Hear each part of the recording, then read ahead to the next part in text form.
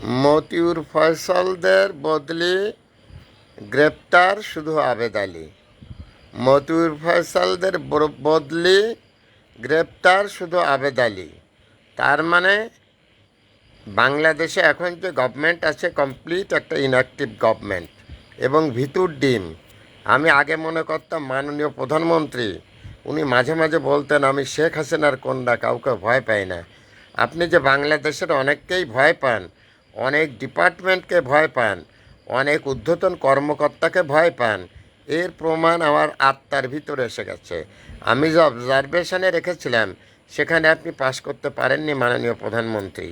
আপনি শুধু শুধুই মুখ দিয়ে বলেন যে আমি শেখ মুজিবের কন্যা, আমি নির্ভীক, আমার জীবন চলে গেলেও আমি জিরো জিরো টলারেন্স।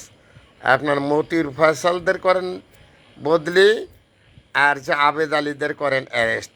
এই হচ্ছে আপনার গভর্নমেন্ট। আপনার গভর্নমেন্ট যে ভীরু কাপুরুষ, এটা বুঝতে অন্তত আমার মতো বৃদ্ধের আর সময় লাগলো না। অন্য যারা যা বোঝে বুঝুক। আমি বলি, যাহা বলিব সত্য বলিব, মিথ্যা বলিব না।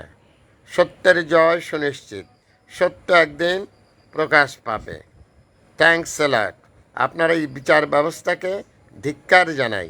Thanks a lot viral sir, বিনা বেতনের পারিবারিক পাঠশালার শিক্ষক।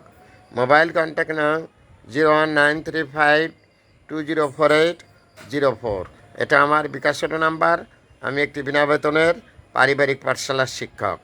আমার বিদ্যালয়ে পড়তে কারো কোনো টাকা লাগে না। আমি ব্যাস করে করে বাচ্চাদেরকে ফ্রিতে পড়াই। এটাই আমার জীবনের একটা দিক, এটাই আমার কাজ, আর আমার হাতে অন্য কোনো ওয়ার্ক নেই। Thanks a lot viral sir.